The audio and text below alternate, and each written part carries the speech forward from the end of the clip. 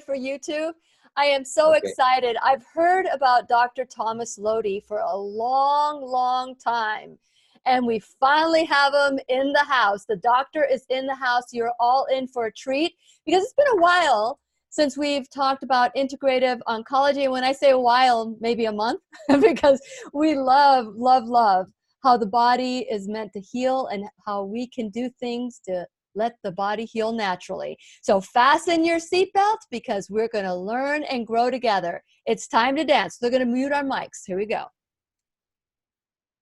The Lillian McDermott Show. We love, we fear, bridges we burn, we make mistakes, then we live and learn. When life gets tough, and it seems like your best ain't good enough. If you're in need of hope, you know where I'll be right here. Right here, and when you need a friend, you can count on me. I'll be right here, waiting for you.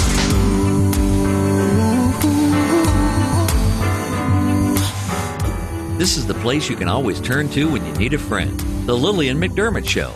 To reach out to Lillian, visit her on the web at whenyouneedafriend.com. Now let's all learn together.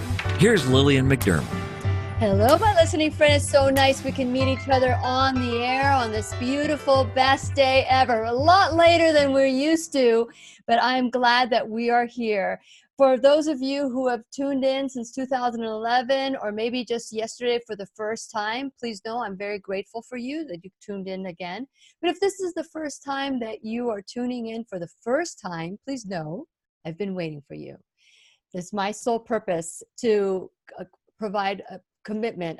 I am committed. I am a little like, this is so late for me. I'm usually winding down my day, but Dr. Lodi is starting his day and we have a computer, we have internet. So please know that it is my commitment to provide alternative ways to heal.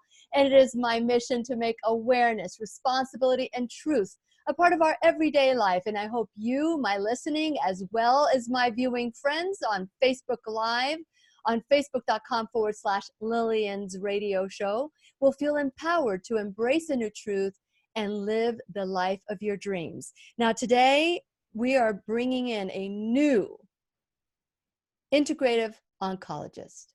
We've heard from so many integrative oncologists that are thinking outside the box. But after 10 years of practicing conventional medicine, Thomas Lodi, MD, MDH, which the H stands for holistic, I'm assuming, realized that he was not helping his patients get better. So Dr. Lodi continued his search for more effective and less toxic therapies that could, from all over the world, from Japan to Europe to Mexico, all over the United States, Dr.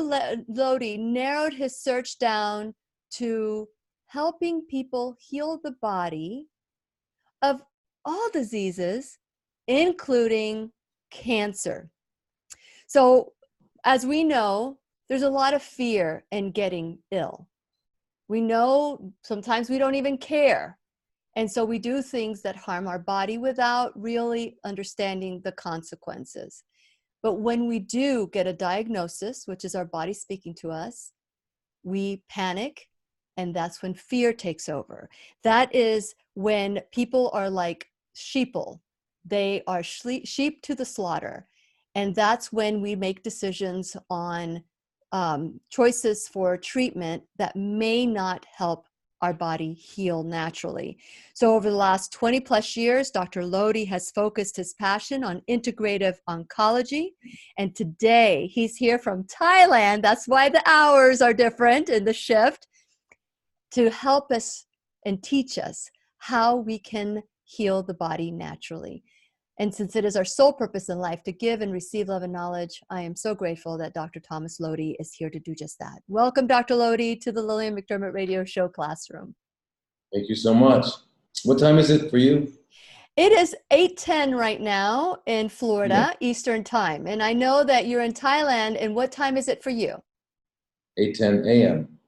So we're 12 hours difference. Well, yeah, 12 hours, yeah. Yeah, okay. Because of the hour change, that's what happened. Okay, so, Correct. well, I'm glad that you're on. But share a little bit about your background and what brought you to integrative oncology. Sure, thank you. Initially, having been a student of health since I was 14, just my own personal passion and interest, and I had read the greats, the people you may not have heard of from the 19th and 20th century. Okay. But there was Trawl. Most people don't know about Trawl. They don't know about the hygienic system. They may not know about Herbert M. Shelton. But I had read all that stuff, so I was really the fortunate thing is I started this when I was 14, so I never had to unlearn what everybody else needs to unlearn. Because Wow. if you can just understand one thing, that everything we've ever learned is the opposite of the truth, and just keep that in mind, whatever you're looking at. But anyway, so at around 19, I'm in college at UCLA, and I realized that there was no role in the U.S. in the American Western system that really that I was attracted to. So I sold everything I owned and moved to India, and I decided to be a monk, so a sadhu. So I did that for a couple of years. Found out, no, I'm not ready for that. So I came back to the U.S.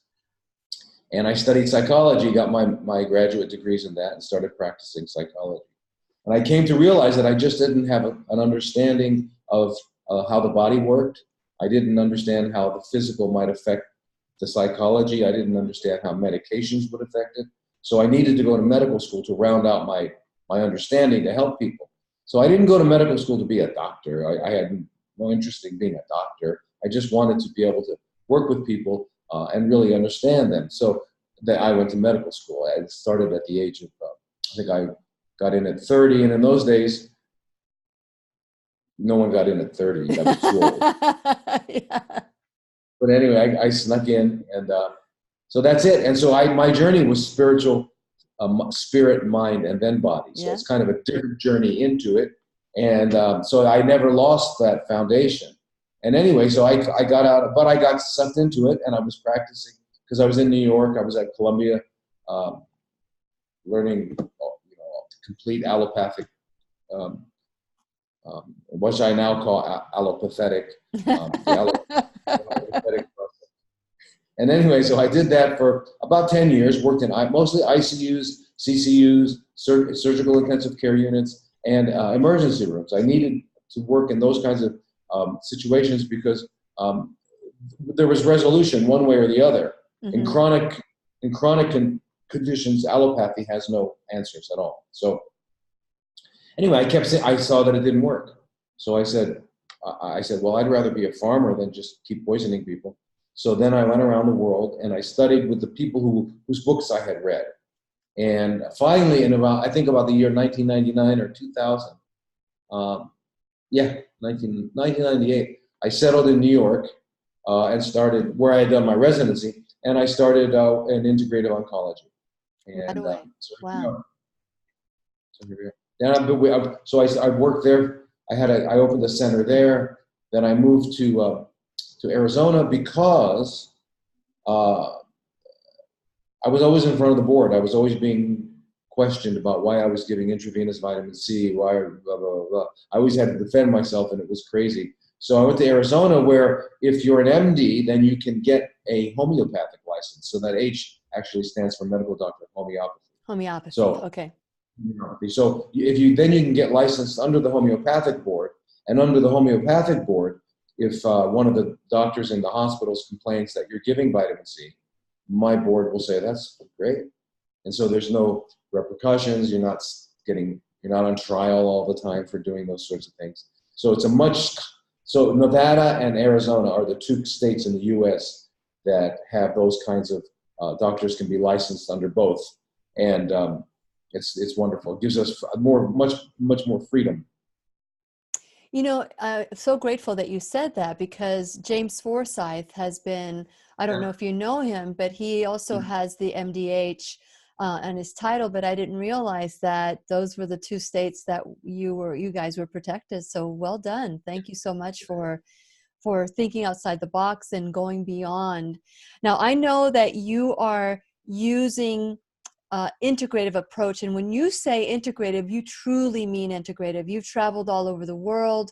As you traveled, was there anything that stuck with you and to say, wow, I am so grateful I'm here at this moment, because there's no textbook that I had learned up to this point that has made this big an impact in your helping people heal their body? Yeah, well, there's two, in terms of interventions, that I've learned, that sort of moment happened in both Japan and Germany, where I met and worked with professors, MD, PhDs, brilliant, amazing people. But all in all, my basic, and where I'm actually the alternative to the alternative, even alternative doctors don't, and I aren't quite on the same page, because there are a lot of what are called green allopaths. Mm-hmm. And a green allopath is, the image of the allopathic doctor is the white coat handing out drugs. At the end of your meeting with him, you get all these prescriptions, and you walk out with a bag of drugs. Mm-hmm. Well, the green allopath, you walk out with a bunch of supplements. Give us the same paradigm. Same paradigm, it's the same thing. They're going to fix you. That you're stupid, you don't know how to take care of yourself. Here you are in this body, you don't even know how it works. And so you go to this guy, this 35-year-old guy, who's going to fix a several year old body. I mean, through the body, how it's become what it is. Well, it just doesn't happen that way. First of all, the body's not broken. Well, and the foundation of what I do is basically, and my only true reference that I ever use is nature. So if something doesn't fit in nature, I can't work with it. And so if we understand that nature is actually a perfect system, there's no trash produced. Every secretion, every excretion is used by another organism. So you have a bowel movement. That bowel movement is food for insects, for bacteria, funguses, etc. So it's a system. There's no trash. It's called, the term we use is biodegradable, mm-hmm. right? Mm-hmm. So, and basically that's the way nature works. So it's a perfect system. And in that system, every organism has a specific set of functions that it must perform in order for this whole thing to function perfectly the way it does. Yes. And so that every fungus is equally as important as the oak tree and as Donald Trump. I mean, yes. Or Tony Blair, or whoever, or Andy, or me, or you. So in other words, everything is necessary. And when we understand that and all works together, and we understand that nature operates under the law of necessity. It's not a moral universe. Water doesn't run downhill because it's a good thing to do. It runs downhill because it's necessary. Yes. And so the laws of nature. So when your body is doing something, it's doing it out of necessity. And there's a process that we've named as biologists, homeostasis. The body will always modify, adapt to any situation to maintain functional integrity, right? So I get pushed, my leg goes out, that's a biomechanical homeostatic response, okay? I'm eating cheese pizzas and falafels and stuff like that, chili dogs, and my arteries are getting blocked up, and so they're getting narrowed. My body's wisdom knows that I need to maintain a flow to the brain, otherwise I have a stroke, to my heart, otherwise I have a heart attack. So how do you maintain flow in a narrow pipe? You increase the pressure. So I go to the guys in the white coats and they go, aha, you have a disease. It's called high blood pressure. No, it's not a thing that got into me, it's my body adapting. Same thing, I'm eating too much pasta, bread, potatoes, cake, rice, and I've got too much glucose in my extracellular fluid. My body says, no, it's going to kill you, and it downregulates insulin receptor status, so now we have less insulin receptors, so now we are insulin resistant, you have a disease. No, it's the body adapting. Same thing with cancer. And when we understand that the body's always doing what's perfect, and it is the message, pain is saying, pain tells you a really simple thing: stop. Whatever you're doing, stop, right? Your foot's too close to the fire. Thank God we don't have pills that will get rid of all your pain. You'd wake up with your legs burned off. You'd fall asleep by the fire, right? So anyway, we need these messages, and we need to regain a respect for the body and understand that the body can only do what's necessary. It cannot make a mistake. Nature cannot. It's hardwired to work perfectly. And this goes, if we could have more and more discussions over the next few months, I'd like to talk to you about things like fasting, why fasting is hardwired. Of course, I'd love that. Now that we figured out the time zone change. Right. And remember, we don't change. You don't change, we change, because we're America. Yes, that's it. We're America. So, I have to say something. That realization came to me that everything has a purpose in life. Everything. From like you said, the ant in the forest to Donald Trump, everything. And I remember realizing that and being in awe. Yes, and all of a sudden, I'm blow drying my hair in my bathroom, and out of the corner of my eye, I see a cockroach. And I thought, there cannot be a purpose for a cockroach. And I looked it up, and there is a purpose for the cockroach. And they actually eat up the body, and it makes the body in the forest, the carcass, just get smaller. So you just reminded me of that memory. And up to that point, I feared cockroaches until that point. Now I don't. Okay, right. And the one I'm still having trouble with is only one. It's a mosquito. A mosquito. There is no purpose for the mosquito. But here's the thing. The reality is that everything that exists is absolutely necessary. How do we know? Because it exists. Yes. It's therefore it's necessary for this whole thing to function. Yes. And that's why and nature's amazing. So when we have really extinction type things with meteors or whatever, and we have a big species die out, immediately new species start to form. Because this whole thing called nature must function. But anyway, we need to understand that in the context of health and healing and all that. And if we also understand then that we are hardwired to function optimally, and the only definition that I think that makes sense for health. How do you define health? Well, a lot of people define it as the absence of disease. Mm-hmm. Well, that's absurd. That's like saying light is the absence of darkness. How much darkness? Yeah. And how much darkness do you take out of the room to find the light? It's an absurd concept. Correct. Disease is the absence of health. Darkness is the absence of light. So our natural state, that state for which we were fitted by nature, is exuberant health. And how do we find it? Optimal functioning of the organism. Because every organism has a set of functions that is designed to perform in nature to make this whole thing work perfectly.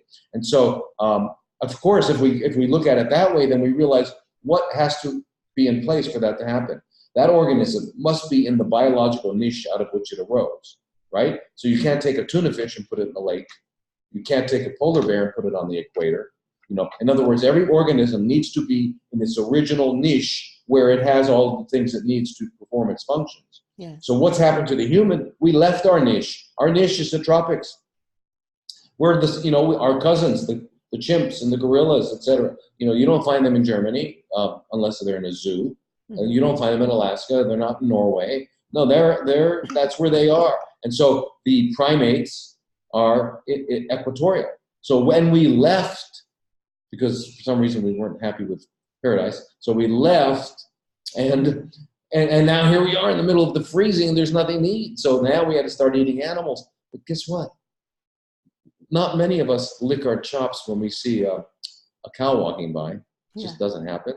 And we also don't get excited over corpses when we see an animal dead. So we have to cut it up, change it, put sauces on it, and call it beef or nuggets. We can't, it doesn't fit into our thing. So anyway, we started to eat and change our diet, change our lifestyle, build structures, and build an artificial. We no longer live in nature. We live in an artificial situation.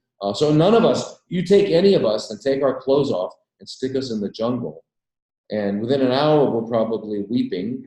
Once we collect ourselves, we don't know how to survive on Earth. We know how to survive in cities and we know how to shop at malls, but we don't know how to live on earth. We've lost our connection with nature. So therefore, our body is continually adapting to this situation. And those adaptations are what we call disease. So I like to erase the myth of disease and understand that there's no thing in you that's going to attack you, that your body is adapted. Yes, and I love your explanation. I want to acknowledge our teachers' pets, those of you who are in the classroom, that you have questions. We'll get to your questions pretty soon. I just hold tight. We will get to your questions.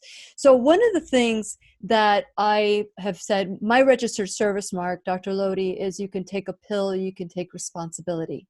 And it's not that I'm against the pill, is that I know that we've been lied to when it comes to our health. We've given up the power of our health. And you have like I don't know if this is like your steps to healing with cancer, because I really want to focus on cancer first, and then all your questions. We have some questions about Lyme disease. We have some questions about breast cancer treatment. But let's talk about why it is that we get so angry when we hear that there might be another way to heal the body other than chemotherapy, radiation, and surgery. Well, we grew up in a culture, and that culture is not just America, it's European, and now even Asian, and you know, the world is now a monoculture pretty much. There's Starbucks everywhere. So we're really a monoculture. But we grew up thinking that the doctor has the answers. And we, in fact, even whatever religion we are, the king had the answers. Yeah. So go there, and of course we're victims of our biology. Yeah. They got us to believe we're victims of our genes. Now they've got the gene thing, the genome. We're victims of our genes, and therefore there's nothing we can do. So we need a rescuer, and the rescuers are the white coats, and the pharmaceutical companies. And the doctors. But anyway, the reason we get angry, and I see this every day, and it breaks my heart. I can't tell you how many times I've wept for this, but people come in after they've had radiation, surgery, and chemo. They're disfigured, they're mutilated, their life is almost no longer worth living. And they realize they didn't have to do that. Because what's happened is there's been a lot of PR, a lot of marketing. You got to remember who started the American Cancer Society. It was founded by John D. Rockefeller. So, a lot of PR. So when you hear the word cancer, you are scared to death, literally. Yes, and that's part of the plan. That's part of the plan. Yeah. And then they can take advantage of you, right? And they call what they do the standard of care. I call it the standard of scare. And the standard of scare is they scare you to death so that you agree to anything. And they always tell you, we got to cut it out by Monday and all that. And so not knowing, so our collective goal should be to educate people long before these things happen, so that when it does happen, you realize something.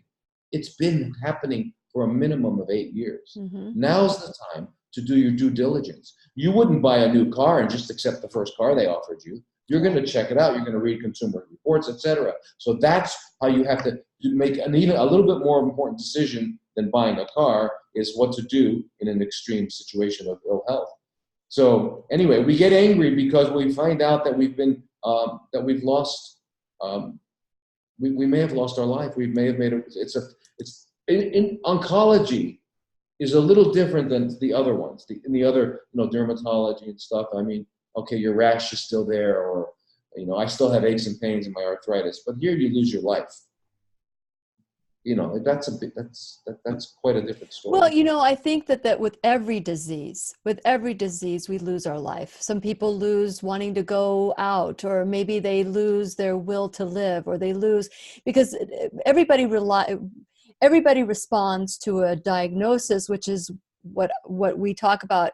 Is a diagnosis is really a symptom that our body is saying stop, and we just go to the doctor, and the doctor goes, here's this prescription to help you. But then that creates it's a cycle that it takes sometimes, unfortunately, a health crisis and failure with the allopathic, and I love how you call it the allopathetic system. Now, I'm not saying that everything, because if I were in a car accident, I would need to have my bones patched up, and there are some legitimate, and there are ways, and there are times that we need medications to get us past that small situation, but doing what we need to do in order to get out of it is so important. And that's where we don't take our power back. So what are some of the healing modalities that you offer someone that comes in and says, I've lost my hope, I've lost, my faith, I've been given 1 week to live, and I'm here in desperation? What do you do? What do you say? Yes. There's three aspects to working with cancer. Sort of the three pillars of what we do. Yes. Number one, and they're not done sequentially, they're done all at the same time. Okay. Number one, you need to stop making cancer. Yep. If you don't stop making cancer, it doesn't matter how good anyone is at getting rid of it, it'll be back. Okay? And that is accomplished through all of the lifestyle changes, the cleansing, the colonics, lymphatic work, balancing hormones, working on relationships, learning to meditate, which means turning off the mind.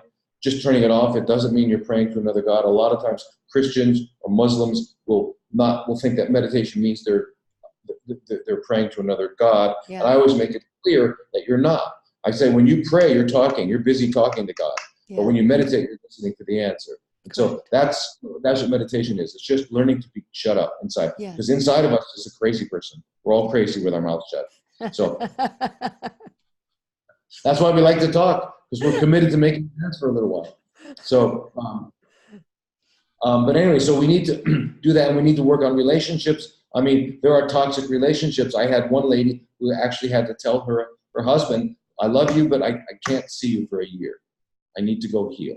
Because she was, and whatever it takes. So anyway, that's the part of changing your biochemistry so your body stops producing cancer. It's no longer a good hostess or host. The second thing we're doing is targeting the cancer without harm. And we do that through metabolic therapies. Metabolic therapies are vitamin C, intravenous curcumin, intravenous ozone, quercetin, artesunate. There are lots of these things. They're all botanically based.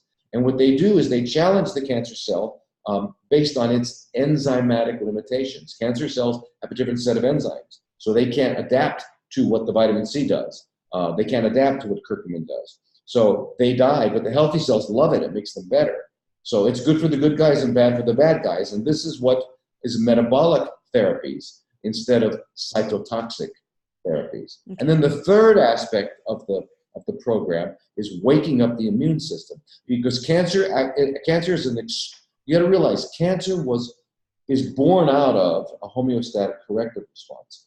Cancer is basically a chronically fermenting cell. It's lost its mitochondria because of the environment the cell is living in. So you got to understand, when you do something to a cancer cell, it will become resistant. You can give it the most poisonous drug, it'll become, their cells will become resistant. So it's like, let's say for a living, you were a mugger. Okay, you can mug a businessman who just been sitting at his computer all day, or you can mug a guy that just walked out of Gold's Gym. If you mug the guy who just walked out of Gold's Gym, you're not going to be successful. Well, that's what cancer is. They're in Gold's Gym all day long, and they're ready. So anything you do, so you've got to overwhelm it by challenging this enzyme system, this enzyme system, this enzyme. You can't just do vitamin C. You can't just do that. You can't just, you've got to do it all. But anyway, one of the things cancer cells does is it sends out chemical messages to shut off the immune system, to disguise itself from the immune system. So we need to wake it up, and we need to wake it up systematically. So we have several therapies that we do. So in summary, stop making cancer, target and eliminate without harm, and wake up the immune system. You do all three of those, and you have the best chance. Now, how do you know what each one needs? Like, one size never fits all. So how do you choose what healing modality within those factors you administer to an individual? Do you do any testing to see if insulin potentiation therapy might work for this person, or IV treatment, or colonics, whatever? do you tailor each individual to what kind of cancer they have, or is the body the body? There's a couple of questions in there. Number one, it must be understood that cancer is cancer is cancer is cancer. Okay. The only difference between pancreatic and breast is location. Location. Yeah, it's not only true in sales, it's true in cancer. Okay. Okay, so you got a tumor in the breast and it grows 5 centimeters, it's still a stage 2. It grows 1 centimeter in the pancreas that's already in other organs, you've got a stage 4. Okay, it's in the brain, it grows a little bit, you're in trouble. And if it's in the colon, it's got a lot of blood vessels, it goes to the liver. So anyway, it's location. But if you look at the difference between breast cancer, pancreatic cancer, brain cancer, etc., the only difference is the first word. The second word is cancer, meaning that excuse me, I'm gonna have to plug this in. Okay. You're still okay. I'm still okay, good. Yeah, you're still okay. But go ahead and plug whatever you need to plug in if you knocked it out. Because we're about to lose our... Go ahead, plug it in. So we're going to take a little break. For those of you who have written questions, if you have questions, type in a Q. We'll read your question. He's plugging into his system right now. We'll get him back. Oh, there he is. Okay, so so go ahead. So you were saying location and no matter what? Right. So the cancer cell is still it. What cancer cells are, we now know this since 1931 when Dr. Otto Warburg was awarded the Nobel Prize for his discovery that cancer is basically, are we losing it? Just a little bit. Just keep going. Are we okay? We'll keep going. Okay. Cancer is when there's a failure in cellular respiration. Okay? Yeah. Anyway. It's a failure in cellular respiration. Okay. Yeah. So what happens is it's a chronically fermenting cell, wherever it is. It needs the same ways to reverse that process in the brain or the pancreas. The difference in working with one individual and another depends on their physiology. If someone is old, then you can't give them high of vitamin C because it has too much sodium. You have to do lower.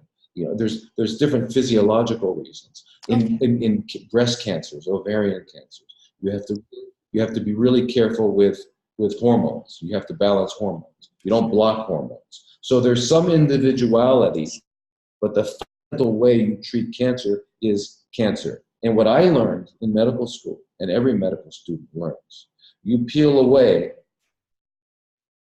a few millimeters of skin, and we're all the same. We're all the same. We're all the same. And then emotionally, we all need love. We need to love. We need to be loved. We need to be touched. We need to touch. We're really all the same. There are no celebrities. Brad Pitt and Angelina Jolie are the same as us. We're all really, really the same in many, many regards. And it's beautiful. The Oracle of Delphi in Greece, what does it say? Know thyself. Because if you know yourself, you know everybody. Anyway. I love that. There are evil people. There are bad people. But I'm just saying, there are evil people. But I think even the evil people I think they're evil. There's some bad people. Yeah. So I'm going to we're having trouble with Yeah. So make sure that is connected well and that we are because I'm about to ask some questions. Yes, Kathy, hang on. Well, hopefully it is. We're going to keep going because this is very important. Did you remove the cable too soon, or is the cable adjusted back there? So Dr. Lodi is with us from Thailand, and he apparently must have knocked his Ethernet from behind his. But I think you're good. Can you hear us? Okay. Perfect. Okay, perfect. So I have, and Kathy, I'm glad that you said this because this is, I'm going to ask her question. She says, I'm hearing you, but I don't put Lyme disease in it as the complications in her body. She eats well, but she still needs some medicine. So what would you tell people that have Lyme disease? Because we talked about this with emotional recall or recall healing with Michelle Schrader on Friday last week or Thursday last week. What would you say to somebody that is responding to the Lyme disease and is not getting better? How would you treat someone like that? Yeah, well, unfortunately, Lyme's disease is a product. It's a bioweapon. It's been weaponized. We know that, just like HIV and Ebola and hepatitis C. There's been a lot of work in Bethesda, Maryland. They've been very busy over the last 80 years, and then there's come up with these super bugs. So Lyme's disease is the real deal. What the body needs to do in order to heal, I wanted to look at it from an energy standpoint. The body, each cell needs to have minus 22 to minus 30 millivolts in order to operate. Once a cell gets damaged, it needs to be able to go to minus 50 millivolts to heal. Chronic damage, it needs to go up to minus 70 millivolts, which means in order to do that, the cell must have very healthy membranes, because the membranes around the cell act as a capacitor that holds the voltage in the cell. And when it happens is in Lyme's disease and other chronic infections that underlie what we call chronic fatigue. Just because we haven't identified the organism doesn't mean it's not there in chronic fatigue, right? But there's a blockage in this ability to make enough energy, because if you can get the energy up in the cell, it will heal. It can heal anything, and the immune system's miraculous. So I would do the same thing that I do, and I have had people. I had a woman who had Lyme's disease from Australia, who was basically, her life had stopped for 10 years. She went to Europe, she spent like $80,000. She went to the US, spent, I think, an equal amount. She came here, and we fortunately had I had this fellow here with an amazing Rife machine, a real Rife machine. A Rife machine. There are only a couple in the world. A real one. There's a million out there, but they're not real. Anyway, this woman, after 4 treatments, went through a terrible Herxheimer and it's been a year and a half. The Lyme's is gone. That's awesome. Okay, but we did cleansing, but you've got to cleanse the body seriously. And even if it takes a water fast, I'd like to spend another whole session one time with a good Ethernet and talk about fasting and cleansing, because it's a very serious situation. It's a very serious thing. It's given a lot of lip service. People don't really understand what it really means. But anyway, a thorough cleansing. And then what I do is I wake up the immune system. I look at your natural killer cells. Are your natural killer cells producing enough gamma interferon? If they're not activated. And Lyme's, viruses, and cancer turn off natural killer cell function. We've got to wake them up. We have to wake them up. I have specific ways of doing that with medicines. You see, I integrate. Like you said, allopathy. You have trauma.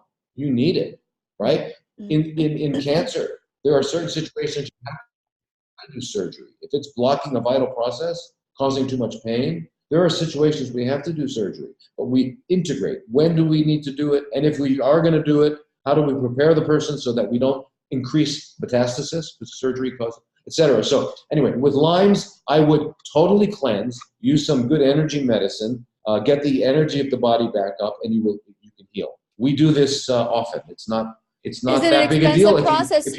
You had mentioned that this woman from Australia went to a different place, spent $80,000 there, $80,000.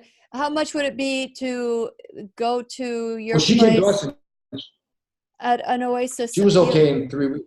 She was okay in 3 weeks. An Oasis is in Arizona. Okay, and we don't have all the tools there that we have in Thailand. Okay, so in Thailand, and because of what? Because of the laws? The laws. The laws. The laws, you know, in the U.S. are more restrictive. And so when you go to Okay, Thailand, so is it less expensive to go to Thailand?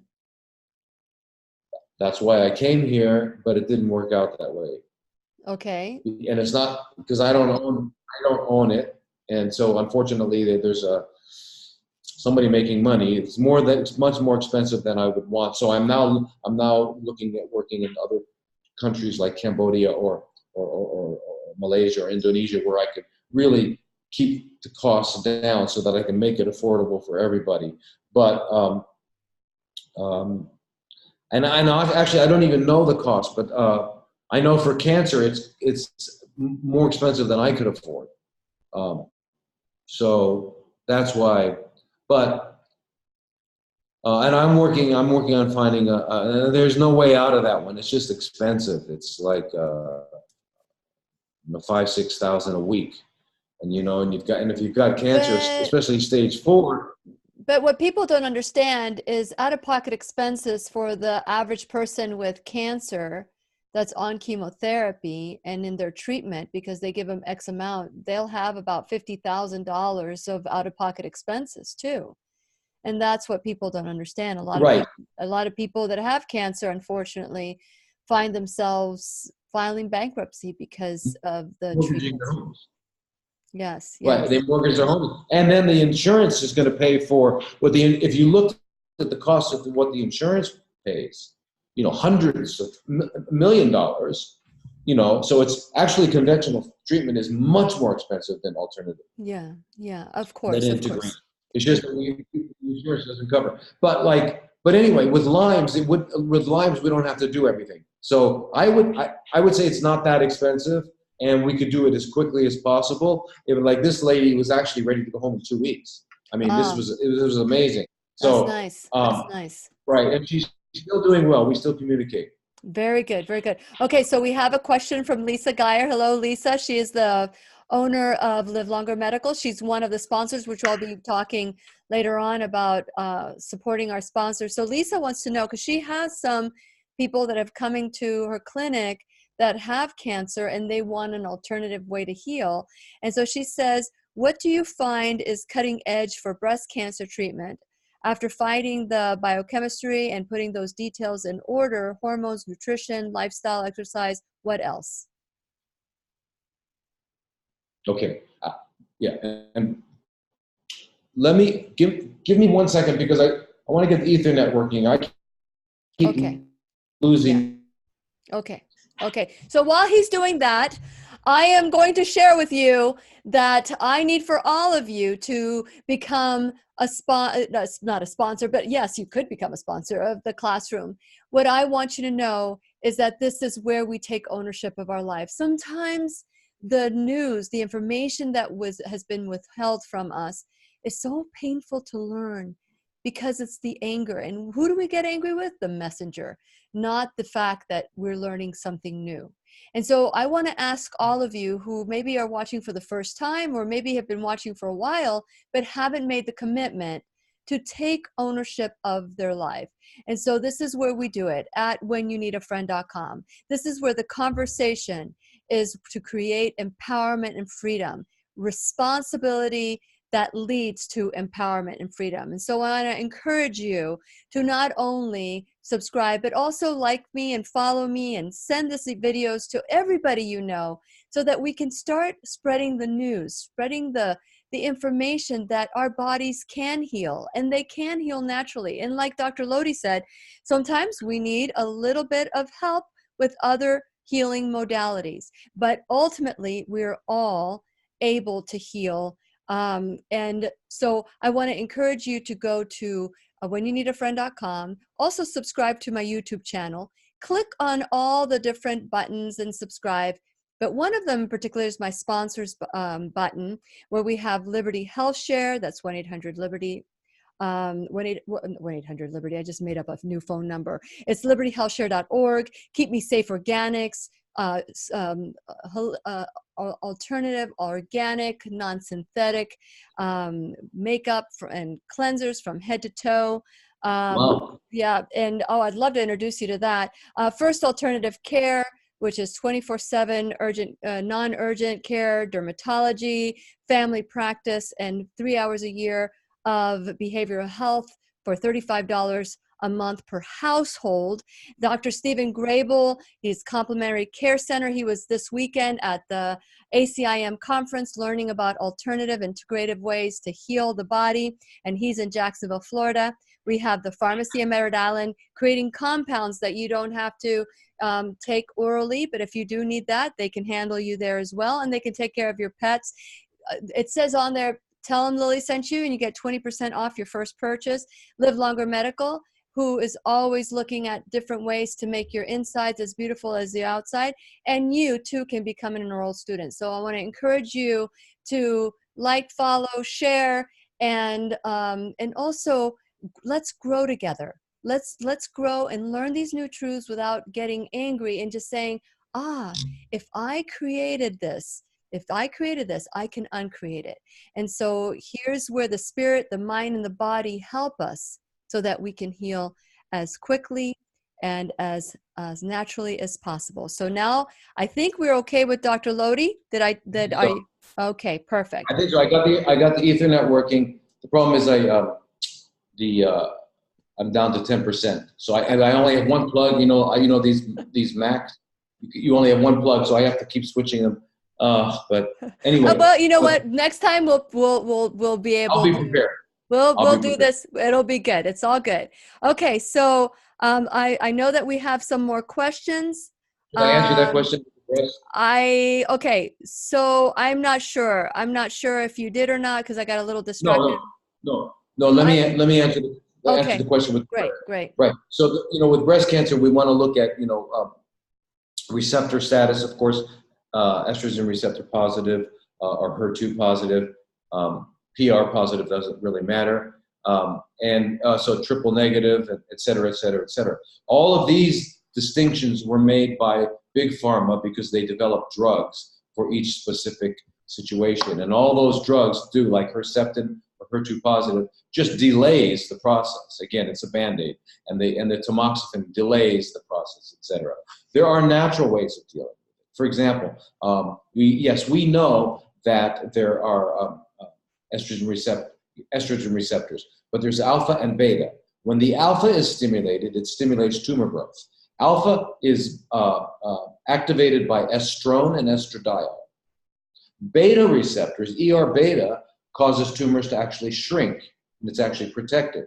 That is stimulated by estriol. Estriol is the estrogen that is predominant during pregnancy, and it's on purpose that way.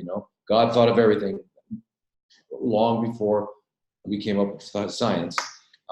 But anyway, so ER-beta is stimulated by estriol, and the beautiful thing about estriol is that it's such a large molecule that it actually blocks the alpha receptor, and so you get the natural, no side effects benefit of what you would get from tamoxifen, plus you're shrinking it. And by the way, for all of those of you who have been misled by people who are either trying to get PhDs or selling books, that soy is not bad. Not only not bad, it's good for you. Okay, it's an ER-beta agonist, so it blocks, it gets onto ER-beta, it shrinks tumors. Because listen, let's say you knew nothing about anything. You were just a human being that happened to have their eyes open, and you said, Japanese people live 10 years longer than us. Now, they never got breast cancer at all until McDonald's showed up. And they eat soy all day long. So how could that research mean anything? If epidemiology contradicts the research, then the research must be questioned. So just understand that soy is protective. Natto, tempeh, miso, these are very good. Even tofu. The fermented ones are better on the GI system, but I'm just telling you. So anyway, those are all ER-beta. So when you deal with breast cancer, that's that. The other thing we do, this special hyperthermia method that we've learned from Japan, it's a 6-hour process, and basically it turns cancer around. We give a few different IVs that we give. So we're not against medicines and interventions. With cancer, with Lyme's, with serious situations like that, you can't just rely on diet. And if somebody wanted to go to Most Taiwan, most of the time. yeah, Most of the time. yeah. One size does not fit all. I mean, there's that spirit. Doctor, I don't know if you know Dr. Lee Cowden, but I Yeah. love, so Dr. Lee Cowden is a regular in the classroom, and he said, you know, if we could just heal the spirit, the body would fall in alignment so much more cheaply. And it was such an awakening. And next year, my goal is to focus on the spirit in the classroom. That's my goal. Let me give you one little kind of appetizer for that what delicious meal you're going to serve. Faith. I want you to understand what faith is. Faith is when you know what is going to happen and it hasn't happened yet. Faith is not believing.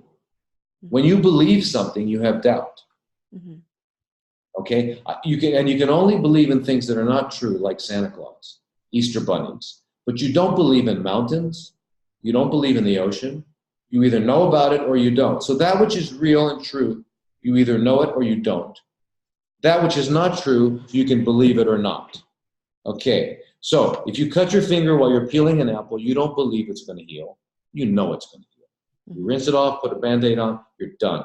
It heals. When you know this cancer is going to heal, it's done. Example, I had a woman came in, brought into us on a gurney, just came from her oncologist who told her she had 3 weeks to live. Her breast cancer was throughout her lungs. There was no normal lung. She was on a respirator. She had seen many of my videos, and so she came to me. When I walked up to the gurney, it was in the middle of the front office, she grabbed my arm and she said, "Thank God, now I know I'm going to make it." 8 weeks later, she was jogging to our clinic. Her husband was driving behind her to make sure she was okay. 8 years later, I got a postcard from Paris. She was on vacation. Why didn't she succumb? Because she knew it.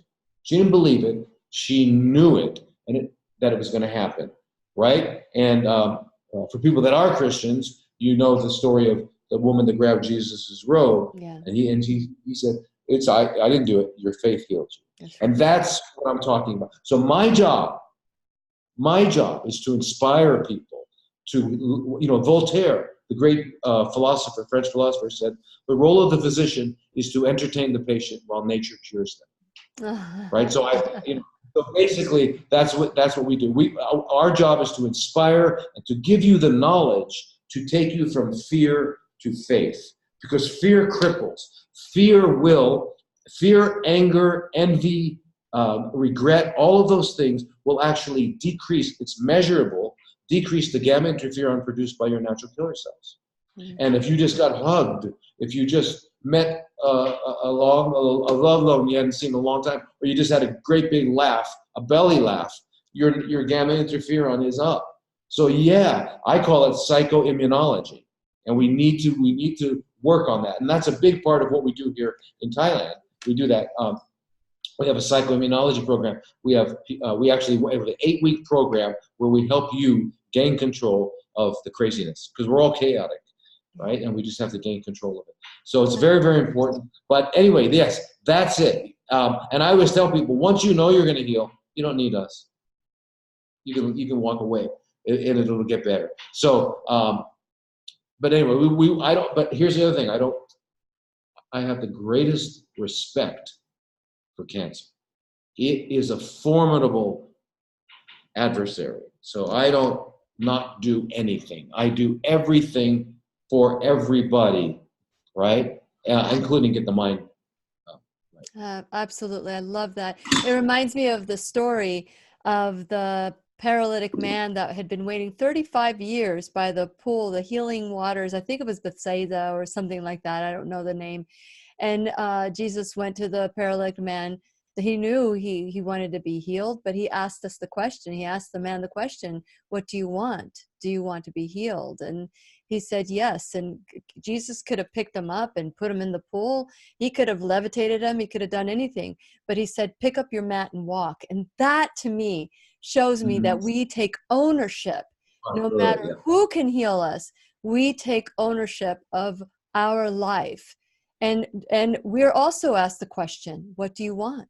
Do we want to heal? And, exactly. and we need to There are answer. secondary gains. Some people need to find out that they're getting something out of being sick. And they need to, get over that, and relationships. I mean, I actually had this poor woman from Mexico who had married an American man, and he treated her like a pet, and she was literally dying to get out of the relationship. I mean, this is serious stuff. But pick up your mat and walk, and that's exactly what it is. Because keep in mind, no doctor can heal anything. You have a big gash on your arm. You go to the surgeon. What he can do is approximate the edges. He can sew it together, but you have to heal it. Mm-hmm. Healing comes from you. So if you're eating, nothing but fast food, and you're staying up late, and you're taking drugs and drunk, it won't heal. You're going to get infected and all that stuff. But you're living a healthy life, that's going to heal quickly. So it's not the surgeon that does it, right? It's your body's ability to heal. And your body can only heal if you give it the raw materials it needs to make new healthy cells. And remember something amazing about the body. If you weren't amazed before, keep in mind that the body is making 2 to 3 million new cells per second. Mm. Per second. And I visualize God going, ta-da! And we're just too busy. We're just too busy to see the miracles within ourselves, let alone, the miracles out there, the miracles inside of us. And so, we could probably do a classroom just on spiritual healing and absolutely. and within and healing. We talked about recall healing, that there is a difference between, getting an infection and responding to the infection, because there's a lot of people who have many of the diseases in their body, but they don't respond to it, perhaps because of different healing, forgiveness, and all the different things that do help raise those, what did you call the inhibitors, or that protects the cells? What did you call that? That protects the body and allows it to heal? The natural killer cells? The natural killer cells, that one. And so, I wonder that some of the things that we do that we don't realize is just hurting us completely. Now, we only have 2 minutes for the podcast, but I want to share to everybody who's listening to the podcast, we're going to continue talking after the classroom today. And we're going to talk about fasting, because you wanted to quickly talk about fasting and answer any questions anybody might have as well. So, Dr. Lodi, is there anything that you would like to say before we say goodbye to the podcast? One general thing I'd like to say is that our bodies were designed to heal. They are incredible. And I have seen what would have to be considered miracles. I have seen people who literally were about to die the next day, still alive 20 years later. And so when anybody comes to me or my clinic in Arizona, the only requirement is you want to live. And if you want to live, you ask them the question, do you want to heal? Do you want to live? And sometimes people don't. They're really ready to go, and that's okay. And if they are, then the family needs to get together and give them a peaceful, wonderful goodbye and passing. And if you have a religion, it's not the end. Anyway, and if you know that, it's okay. And bless them. Some people are done and some people are not. But if you want to live, you can. You can. What we do is pay attention to every aspect of it, but we realize that it's your journey, it's your path. And all you need to do is be guided on it, because there's too much information out there on the internet. There's too much information. And what you were saying about the body, it's the milieu. I mean, someone could walk in the room and sneeze, and there's 6 of us there. 3 get the cold, 3 don't. Why? It wasn't the germ. It was the catcher's mitt. You only catch a cold by the catcher's mitt. Don't wear the catcher's mitt. I always say that whoever sneezes near me, it's going to bypass me and go to the person after me, because I am healthy. I am healthy. And I encourage all of you to see yourselves as healthy, no matter if you have a diagnosis. Dr. Lodi, I'm looking forward to talking to you afterwards with all the teachers' pets. Thank you so much for being a part of this. Please remember, we'll be right here waiting for you worldwide at whenyouneedafriend.com. This is Lillian McDermott and Dr. Lodi wishing you love, peace, joy, and unexpected abundance. Make it the best day ever. Ever. The opinions and advice expressed on the Lillian McDermott radio show are intended for the individual callers and guests on the program and are presented to our wider audience solely for general educational purposes. Please act responsibly and consult personally with your own medical, psychological, or nutritional expert before taking any steps to improve your life. Okay, you guys, if you have any questions for Dr. Lodi and you have any questions, type in a Q, write any question that you have, and we'll ask it at that time. I am so thrilled, Dr. Lodi. I've heard about you for many, many years. I didn't know where to find you, frankly, and I'm glad that we finally did find you. If anybody wanted to go to Thailand, like I want to go to Thailand, and I'll walk around with whatever you need for me to hold. How can we get a hold of you? Let me, the best way would be for me to give you my direct email address because, well, you're giving it to me and everybody else, right? Is that okay? Because we're still on. Exactly, we're still on. everybody. Okay. To everybody, you know, the place that I'm working at here in Thailand. We're losing you again. And the whole medical aspect of it. Oh. Okay, keep going. We got you back. Are we okay? Okay, I'm in. It's a place called the Life Co, like Life Company, CO Company. It's in Phuket. Phuket is an island in Thailand. But my personal email, which I'm happy to talk with anyone, is IIO Health Center. Can you type it? Can you type it that way? If you type it on that way I can say it because you broke up. Okay. So while he's asking, Kimberly, you have a question. I'm curious about the cost of his residential program. Okay. So it's II, is that a C or an O? IIO Health Center at gmail.com. So that's IIO Health Center at gmail.com. I'm going to copy that. Let me see, copy it, and then I am going to paste it right here. Okay, and I'm going to hit send. There you go.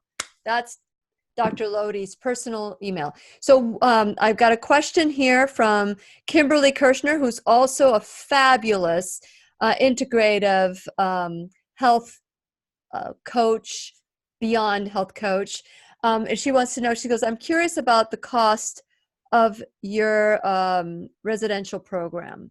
What could people expect to pay for a week?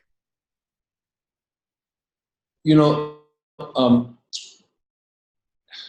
I don't really know that number because the way it works is I Skype with potential patients and I come up with a plan.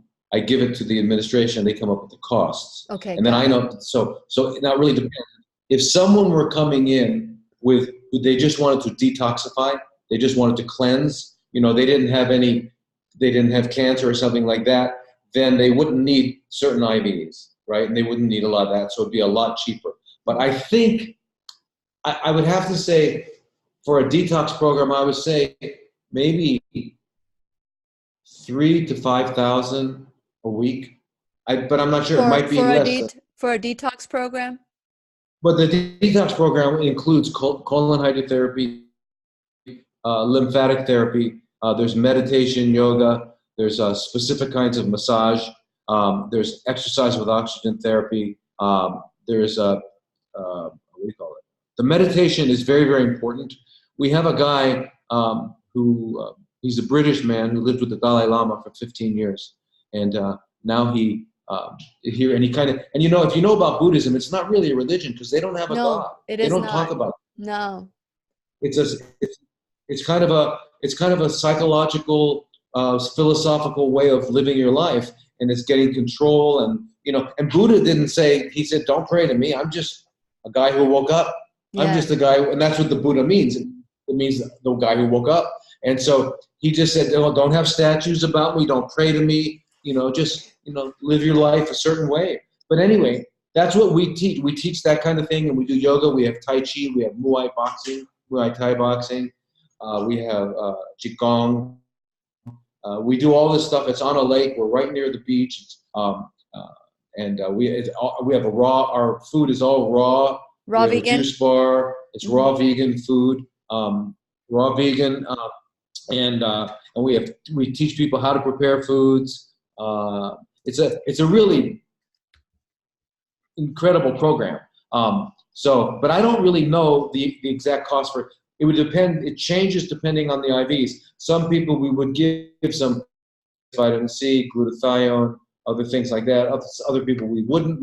And then I also lead water fast. So I have, for example, people have cancer and they're not yet cachectic. We can do a 41-day water fast. And 41 days usually gets rid of all cancer. 41 days. Wow, that's awesome. We do lesser fasts on people. Yeah, I did a 5-day fast with Dr. Michael Clapper, and he guided me, and he guided all the other people who wanted to do it with me, and it was very interesting. It was so wonderful to go without food for 5 days. I wasn't hungry. I really wasn't hungry. I never knew hunger. No. I've never known hunger, and I'm always starving, and I eat all the time. The beauty of right. So what you learned is one of the most important lessons. Oh, you're breaking up again. And that is, we don't need to eat. Okay, wait. Did you knock your? No, it's just that. It's okay. It's okay, no, Dr. it's Lodi. just that the. Dr. Lodi, we have a question, and I missed it, so I'm sorry. Kimberly said she liked your point on soy. She said, is it contraindicated for thyroid issues? Soy, not at all. Not at all. All thyroid, every one of us is hypothyroid except Japanese who live traditional lifestyles. And that's because we don't eat a lot of seaweed. And seaweed is where you get bioavailable iodine. Right? So wakame and kale, the other seaweeds. Wakame is the one that is the most, has the highest concentrations of iodine. So anyway, we're all walking around with not enough iodine. However, we do have chloride, bromide, and fluoride in our water and in our toothpaste. And therefore, since it is very similar, it's a halogen, very similar to iodine. When our body is constructing and making the thyroid molecule, it'll put a fluoride here and a chloride here and maybe one iodine because it doesn't have much. So you do a blood test, the blood test is going to say you're normal, but indeed you're not. You have normal T4 and T3, but they're not iodinated.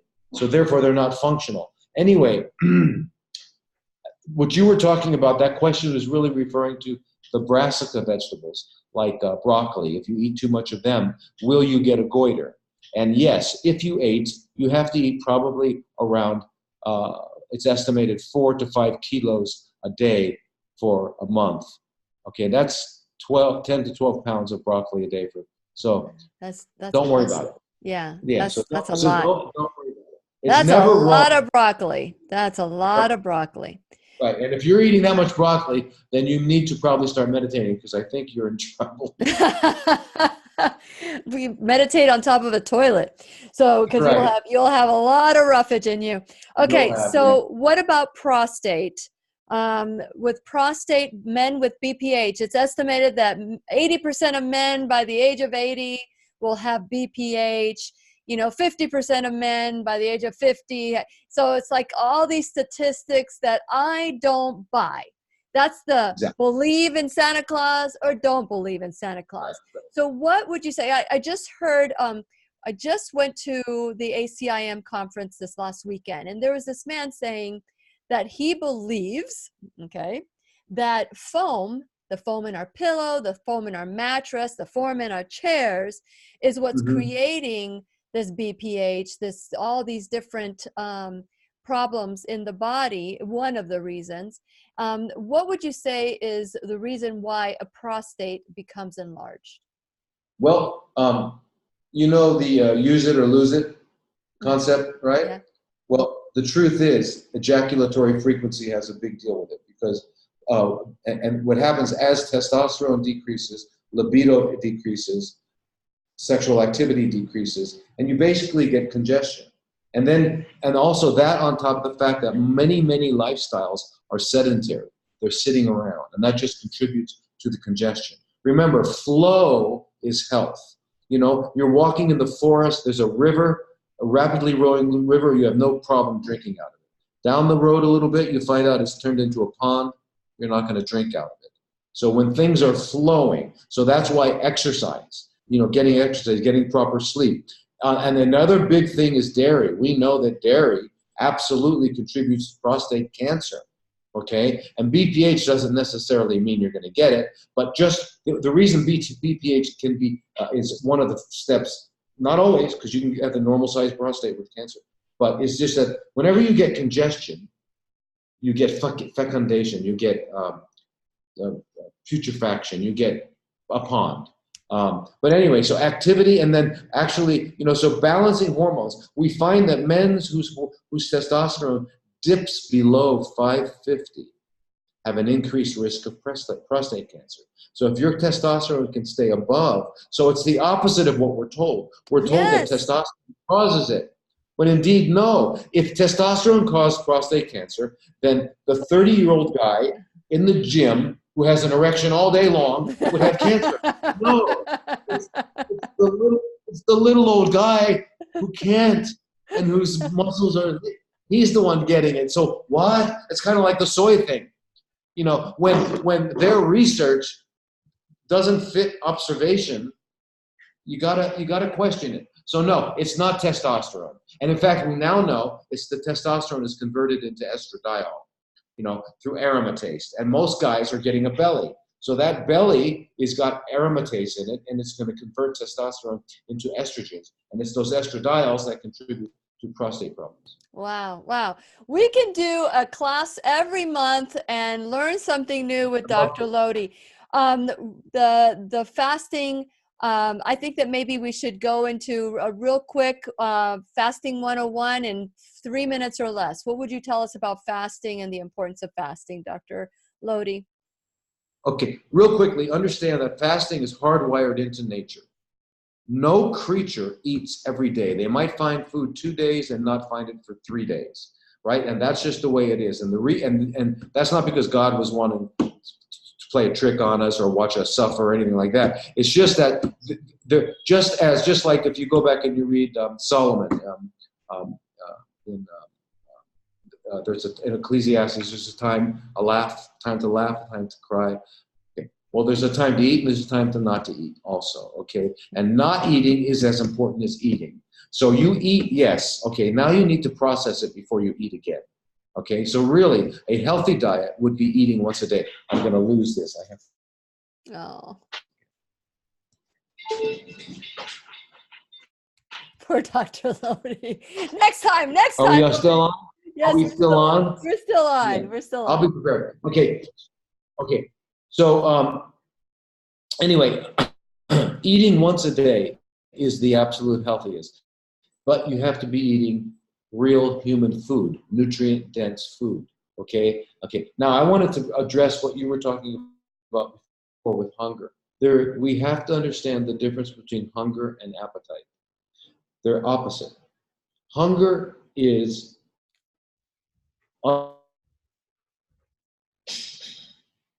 non-specific. Can you say that again? Hunger is what? Unlearned, non-specific, and easily satisfied. Okay. Now, okay, so you find a starving child in Somalia. You hand them anything. They eat it with gratitude, and they're satisfied. Okay? That's hunger. It's a natural process the body goes through when it needs nutrients. Okay? And, you know, I used to tell my kids, they said they're hungry. I give them an apple. They go, I don't want an apple. I said, well, you're not hungry. If you're hungry, the apple would be great. I want a pizza. Okay, well, that's appetite. Ah. So appetite is the opposite. It's learned, specific, and never satisfied. Okay, so it's learned. So appetite happens in the mind, hunger happens in the body. Okay, so this is what you lose on the third day of fasting. The first 2 days, you're struggling with appetite. By day 3, when you've lost all of your stored glucose and you go into ketosis, now appetite, and you say, I'm fine, I don't need to eat. Okay, hunger doesn't really return for 21 days, 30 days, true hunger. And true hunger is not painful. It's like, oh, I got to eat. It's not like that. No physiological requirement is painful, right? Unless it gets into deprivation, right? You know. Yeah. So, but anyway, so that's a very important distinction. And the best thing you learn during that 5-day fast is that you don't need to eat, that you cannot eat. And you need to learn this because when a plague comes, when an epidemic comes, when there's things going wrong, you can stop eating. Just make sure you got water, okay? Water. And you'll make it through any plague or any epidemic. Yeah. But Very we'll good. talk. We should have a whole thing. But that's 101. The fact is, we don't need to eat. And when you're not eating, so your body is either processing food or cleaning house. Okay. Mm-hmm. So when if your body's busy processing, it can't clean, and so you accumulate. Very simple. Very You simple. accumulate what? You gotta stop eating. You said you Accumulate waste. Waste. Yes. Waste. Yes. If you're not cleaning, you're accumulating waste. If you're eating all day long, so yes. I will fix my Ethernet computer next time. Yes, and I don't know if I'm going to be editing any of this because there's a lot of things to edit, but the important thing is that you get this information, you get it real time. I don't have a big staff to edit and do all that stuff. So please understand that the information is the most important aspect. The next time you come, Dr. Lodi, we'll nail this, and it's the information that you provide. I knew that people that spoke of you very highly. Now I know firsthand why. And so I'm very grateful to you for coming on tonight. I know that it's much later than what we normally do in the classroom, but I hope that all of you who have learned today feel that you're more empowered to make decisions, whether it's something that was targeted towards you or something that you targeted yourself without even knowing. It's time to take our health back. Dr. Lodi, any final words before we say goodbye? Because I told you I would honor your time, but with all the different interruptions, is there anything that we have not covered that you would like to say before we say goodbye? No, I just as a final message for us all is that you cannot purchase a cure, but you can earn your health. So health is like respect. You can't demand it, you can't buy it, you earn it. Okay, and it's easy. All you have to do is live a lifestyle that satisfies all your biological requirements, and that's what you need to do. So you need to figure out what is human food. And then you need to find out when should you go to sleep? How long should you sleep? How often should you move your body? How should you relate to others? All very simple. There's only a few things. If you get those right, you'll be like Spock, live long and prosper. Okay. You'll live long and prosper. I love it. So go live long and prosper. I am so grateful to Dr. Lodi. Please share this information with your friends, your family, anyone who wants to take ownership of their life as well. And so we're going to say goodbye to all of you. I want to thank you for being a part of the broadcast today.